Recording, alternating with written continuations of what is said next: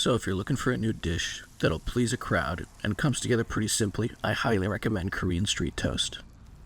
This is one of those things I've seen all over my Instagram for years, street vendors opening up their shops and putting out a bunch of toasts on the griddle. And, now that I've got my own, I thought I'd give it a shot. And while yes, it is convenient to have a griddle to cook for a bunch of people, you don't need one. You can make this on your stovetop. So I've got the right side on low and the left side on medium-low. Don't want anything to burn, just want it to cook through nicely. And I'm cooking for a couple of my friends. I probably made a little too much here with the mixture, but that's fine because what I'm going to do is trim off the excess and then save it in a little Tupperware for tomorrow, and it'll make a great breakfast. I watched a few different recipes in preparation for trying it for myself. Maangchi, Foodwishes, a few others. And the general mixture is cabbage, green onion, and carrot with a few eggs. I maybe did about 5 eggs here.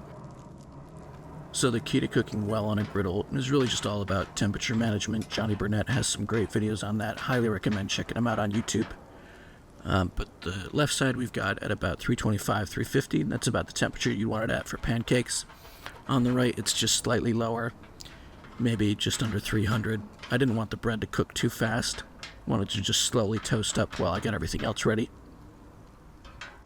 And as your egg starts to come together and set, you can start separating it out into portions and then flipping when it feels like it's staying together nicely.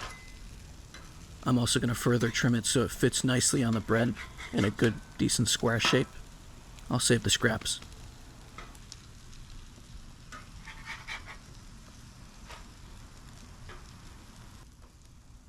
Want to give our bread a nice check. Okay, that's toasting up nicely. We're going to give the other side a toast. Just move the bread around, get some butter on the other side, and flip all the other pieces.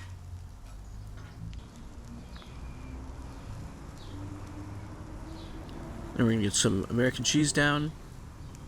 Get that to warm up a little bit, and I'm going to place the omelets right on top. The residual heat from those should help it melt as well. So not sure if there's some proper stack order, if it's supposed to be ham, cheese, omelet, or, omelet, ham, cheese, whatever it is. So sorry if I'm screwing that up. This just seemed to work for me. All kind of taste the same, I would assume.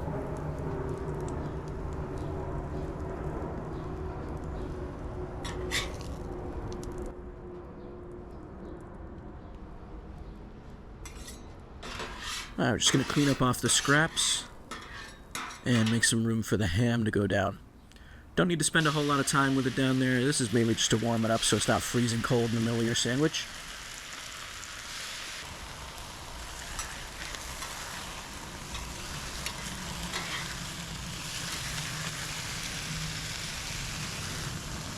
And then to get it to fit nicely on the sandwich, I'm just going to give it a nice fold and a half.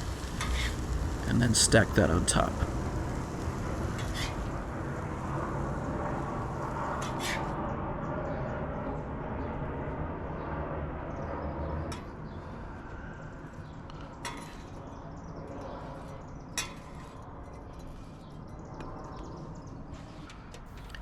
Now here's a quick pro tip. If you're making any kind of grilled sandwich, like a grilled cheese, street toast, whatever it is, when you're taking it off the heat and leaving it to rest for a bit, use a wire rack like this. Lets the air circulate underneath so it doesn't steam and get soggy. So that'll make sure your toast stays nice and crispy before you eat. So to dress, I'm putting on some Kewpie mayo, as well as some ketchup. Bring a little sweetness. And then at the store, I found this gochujang miso sauce, which I thought was interesting, so I bought that as well. That'll add a nice little kick, spiciness, and some of that umami with the miso as well. So just drizzle a little bit of that over top as well.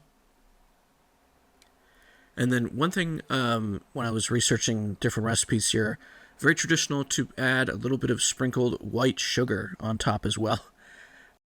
I've seen some vendors put so much sugar on top, so I kind of scaled back the amount that I use, just a light dusting. For my taste, the ketchup is sweet enough.